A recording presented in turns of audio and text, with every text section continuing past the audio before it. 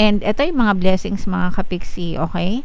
So, i-mind nyo na to sa comment section. Parang nahahawi, no? For some of you, parang nahahawi yung mga balakid sa buhay nyo. Makaka-experience kayo ng mabilis na pagdating ng blessings ngayong first quarter ng 2024. Especially guys, kung let's say for example, nag-set ka ng goals, di ba?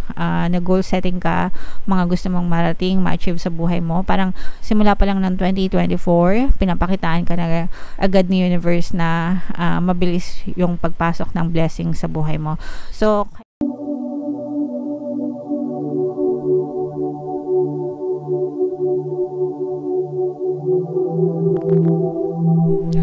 hello guys, hello Scorpio, welcome back to Pinoy Pixie Tarot. Ang pamagat ng episode natin for tonight is first quarter kapalaran para ngayong January to March 2024 para sa Scorpio, Sun, Moon, Rising, Sign, and Venus. Meron na rin tayong yearly kapalaran for 2024, pera kapalaran, blessings kapalaran, tsaka yung first quarter first half 2024 kapalaran. So lahat ng playlist guys, may kita nyo sa description box, so kaya dyan sa ating homepage, hanapin nyo na lang yung playlist. So tingnan natin yung mga mensahe sa inyo ng inyong mga gabay para ngayong first quarter Scorpio. Anna, grandmother of Jesus, mga kapiksi, seeding the light, laying foundations, divine plan, mga kapiksi. So, may mga bagay guys na nangyayari sa buhay natin na hindi natin ma-explain and nakatadhana na, no, para sa atin mga kapiksi.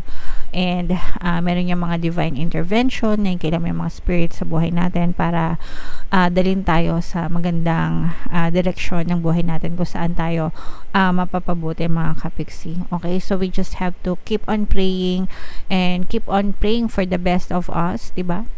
And hindi naman tayo papabayaan ng mga nasa taas mga kapiksi. Okay, so matuto lang tayong magtiwala. And always tell yourself guys that everything is working out in your favor para talaga maging pabor sa nyo yung mga resulta sa buhay nyo. Okay? You're already doing it. Stop overthinking. Okay?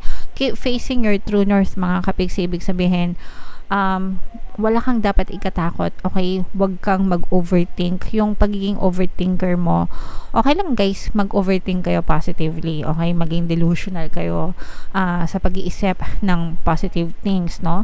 Pero yung maging delusional kayo sa pag-iisip ng negative, overthinking negatively, mga kapigsi, yun yung pangit. Yun yung may pangit na impact sa buhay nyo, because kapag tinanggap yan ng inyong subconscious mind as your belief system, it will be pushed out in your reality.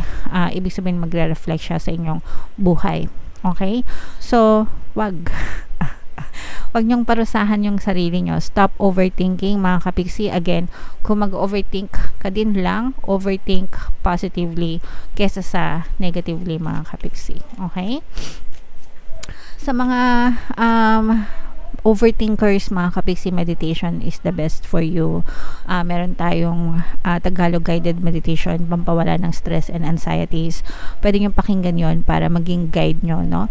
Para maputol yung pattern of thoughts nyo and matigil yung pagiging overthinkers nyo mga kapiksi. Play, have fun, celebrate, don't be so serious mga kapiksi. Isang beses lang tayong mabubuhay sa mundong ito, di ba? Swerte mo na kapag naging dalawa o ganyan-ganyan. Kumbaga, na-absuelto ka the first time and na-extend yung iyong buhay. So, habang malakas pa kayo, masigla pa kayo, may pagkakataon pa, have fun mga kapiksi. No? Life is so short para magmukmok tayo, mamroblema tayo, umiyak-iyak tayo, mag-emo tayo, di ba? Huwag nating sayangan ng buhay natin sa kakaisip ng mga problema. Instead, i-divert natin yung attention natin. What if mayaman ako? What if marami akong pera? What if masaya ang buhay ko? What if masaya ang pamilya ko? What if masaya kami ng jowa ko? What if diba, pinanganak akong prinsesa? What if, yung mga ganon, diba? So, ganon guys, use your imagination and be happy mga kapiksi. Okay? Alright, so yan yung mga mensahe sa inyo ng inyong mga gabay, Scorpio, para ngayong 2020 first quarter. So, shuffle natin to guys. Tingnan natin yung mga ganap sa buhay nyo habang sinashuffle ko to. Panoorin nyo muna yung video natin regarding sa ating paano mag-manifest ng abundance video course. Kapiksi, sawa ka na ba sa mga struggles at hirap sa buhay mo? Masipag ka ba at masikap sa buhay ngunit hindi ka pa rin umaasenso? Ilang beses ka na bang nag-attempt magnegosyo at mag-invest pero palagi ka pa rin nalulugi? Sa pagkakataon na ito ay maaaring may subconscious beliefs ka na nagiging balakid sa iyong pag-unlad at pagyaman. Introducing, paano mag-manifest ng abundance video course. Dito ay matututunan mong ma-overcome ang mga balakid mo para tuluyan ka ng umunlad, umasenso, sumagana, maging matagumpay, successful at maswerte sa iyong kabuhayan, pera, trabaho, negosyo, salapi at kaperahan ng bonggang-bongga. Dali, mag-send na ng email sa pinoypixitaro@gmail.com at simulan na ang iyong pagyaman ngayon. Alright, so sabay-sabay tayong yumaman mga kapiksi ngayon 2024. Huwag na kayo magpahuli, mag-avail na kayo ng course case kasi sobrang ganda talaga niyan. And good news mga kapiksi, dahil ngayong January magbibigay ako ng 1 free pampaswerte subliminal sa lahat na mag-avail ng course, kaya mag-avail na kayo mga kapiksi. Meron din tayong email coaching, manifest your desires using the law of attraction. If meron kayong mga specific na gusto nyong i-manifest, pwedeng love and relationship mga kapiksi, pwede kayong magpabook ng email coaching session with me. Mag-send lang kayo guys ng email sa pinoypixitaro@gmail.com. So Angel number 777 guys, i-check nyo yung ibig sabihin yan. Baka may additional na mensahe sa inyo ang inyong anghel gabay. I-type nyo na rin sa comment section guys, 777. Scorpio kayo ay represent ng Queen of Cups sa ating spread. This is a very positive, affirmative energy mga kapiksi, kasi nakikita natin na unti-unting gagalaw magkakaroon. This is more on money energy mga kapiksi. Nakikita natin na, kasi yung iba sa inyo guys, parang feeling ko na stuck kayo. Parang nagkaroon kayo ng block somewhere along your journey, no? Pwedeng sa negosyo or sa trabaho or just anything about money. Pero ito, nakikita natin na parang meron kayong good news na matatanggap. Good news, good information, update. Tapos parang ito yung balita na inaantay nyo. Kapag dumating ito sa inyo, ito yung magsisilbing go signal nyo. So, green light ito mga kapiksi. And diba sa traffic kapag ka green light, yung iba sa inyo kasi parang matagal na kayo naka-red, diba pag red stop. Pag sa traffic light, pag naka-red yung light, ibig sabihin stop. So, for some of you, maaring matagal kayo naka-stop mga kapiksi, pero ngayon magiging green na yung traffic light nyo. So, ibig sabihin, green light, go na, no? Makaka-under na kayo, mawawala. Yung iba sa inyo parang nawawala yung mga blocks. And yung iba naman sa inyo parang feeling ko nare-release kayo sa preso. Parang ganong feeling kasi same lang din siya ng traffic light, no? Pag preso kayo, nasa kulungan kayo, parang na-stuck kayo, hindi kayo makalabas, pero right now parang na-absuelto na kayo, ganyan, laya na. So magagawa nyo na yung mga gusto nyong gawin. So nakikita natin na this is very progressive, and yung iba sa inyo, this is because of your karma.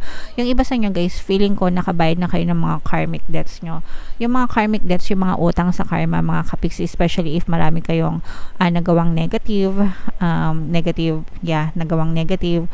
Sometimes kasi nakakagawa tayo ng negative without us being aware of it, no? And sometimes naman karmic debts nyo pa siya sa inyong past life, o kaya naman pwedeng nasumpa kayo, ganyan, mga ninuno nyo, ganyan. Pero pwedeng pa rin yung bayaran yung mga karmic debts na yun by doing good deeds mga kapiksi. Kaya importante yung pagkakawang gawa mga kapiksi, no? Kapag nagkawang gawa kayo, natatabunan, nababayaran yung mga karmic debts nyo, and natatabunan kayo ng good karma. So, kaya ito, yung iba sa inyo guys, talagang nararamdaman natin na sinuswerte, no? Dumadami yung opportunities nyo dahil sa mga good karma nyo mga kapiksi, okay? So, and yung iba sa inyo, maganda din yung relationship nyo sa community nyo, sa paligid nyo. Mga kapiksi, ganun din sa trabaho. Let's say for example, empleyado kayo, pumapasok kayo, maganda yung relationship nyo sa mga kasamahan nyo sa trabaho, and then ganun din sa community nyo. Pag sinabing community, mga kapitbahay, neighborhood, or kung anumang grupo yung sinasalihan nyo mga kapiksi. For some of you, sa larangan ng pag-ibig guys, parang merong magpapakilig sa'yo. Parang meron kang secret admirer mga kapiksi. So, hindi ko alam kung marireveal sa itong secret na to, pero parang nararamdaman mo na parang merong nagkakagusto sa'yo. So, mahaba ang hair mo. So, i-mind nyo to guys, no? Yung mga positive energy, yung progress, i-mind nyo yan. Yung mga new opportunities, at saka itong sa relationship, no? Mind secret admirer, kung gusto nyo ng secret admirer. And meron ditong presence ng fire element, mga kapigsi, Aries, Leo, Sagittarius. For some of you guys, no, yung iba sa inyo guys, wag nyo masyadong painitin yung ulo nyo, kasi yung iba sa inyo parang feeling ko medyo magkakaroon ng konting bangayan sa loob ng tahanan, or kung kanino man, mga kapigsi, kasi parang feeling ko sasabog kayo, lalo na kung kayo ay, let's say for example, kayo mga breadwinner, kayo yung hirap na hirap sa kung magkakargo nyo lahat ng mga gastusin, ganyan, parang dadating yung time na sasabog kayo, no? Parang yung sabog na reklamo na, alam mo yung mga drama sa TV, ako na lang lahat. Pinagsamantalahan nyo ako, hindi nyo ako tinutulungan, yung mga ganun-ganon, no? So, parang ganon, parang dadating yung time na feeling ko sasabog kayo. So, wag nyo na antayin yung time na yon na dumating yun, no? So, pwede nyo naman kausapin ng mahinahon yung mga kapamilya nyo, humingi kayo ng tulong kung hindi nyo na kinakaya, diba? So, para matulungan nila kayo, wala namang nadadaan sa hindi mabuting usapan, mga kapigsi. Okay? And then, for some of you guys, maaaring may magbalik, may magparamdam sa inyo. This may be an ex-lover. Pero ito guys, parang hindi sincere yung pagbabalik nito. Parang nang i-stalk lang siya, or nakikibalita lang siya, lalo na kung ex-lover nyo to, mga kapigsi, or someone from your past. Parang gusto niya lang makimarites kung anong nangyayari sa inyo, kung okay ka ba na wala na sila sa buhay nyo. And this is a person na meron kayong trust issues with. So, feeling ko parang hindi nyo masyadong seryosohin itong pagbabalik nitong person to. Kasi parang babalik siya, may kimarites, pero hindi naman siya nagbabago. So, kung ano siya dati, ganun pa rin siya ngayon, mga kapigsi. Meron kayong trust issue dito sa person to, kaya parang hindi nyo siya papakinggan, okay? And ito yung mga blessings, mga kapigsi, okay? So, i-mind nyo na to sa comment section. Parang nahahawi, no? For some of you, parang nahahawi yung mga balakid sa buhay nyo. Makaka-experience kayo ng mabilis na pagdating ng blessings ngayong first quarter ng 2024. Especially guys, kung let's say for example, nag-set ka ng goals, diba? Nag-goal setting ka, mga gusto mong marating, ma-achieve sa buhay mo. Parang simula pa lang ng 2024, pinapakitaan ka na agad ni universe na mabilis yung pagpasok ng blessing sa buhay mo. So, kailangan nyo lang guys palaging maging receptive kayo sa mga blessings. Always be grateful. Gratitude guys, practice gratitude. Pray and affirm, mga kapigsi, very important yung paggawa, pagkilos, no? And syempre sabayan ng positibong mental diet para talagang mabilis yung pagpasok ng biyaya, blessing sa buhay mo. So, i-mind nyo na to guys, no? Ito, for some of you guys, feeling ko unexpected blessings. Yung mga blessings na hindi mo inaasahan. And sabi ko nga, ito ay dahil sa inyong good karma, mga kapigsi. Kasi yung iba sa inyo talagang nararamdaman natin na dumadami yung good karma nyo, guys. Okay? So, may mga unexpected blessings kayo. Pag sinabing unexpected, hindi nyo ine-expect, no? Pero you will be blessed, mga kapigsi. So, ito, guys, i-mind nyo na yan sa comment section. Mind unexpected blessings. Mind maraming blessings. I-mind nyo na yan, huwag kayong pumayag na hindi yan mapasa inyo, mga kapigsi. Alright? So, comment down below, Scorpio, if feeling nyo naka-resonate kayo sa mga messages para sa inyo. Guys, ito yung ating mga pampaswerte subliminals, no? Pakinggan nyo na para talagang swertehin kayo. And ito naman yung ating success stories ng paano mag-manifest ng abundance video course. Click here to subscribe, guys, and click here to join our membership program. Thank you for liking, sharing, and subscribing. See you again next time. I love you all. Have a nice day. Bye-bye.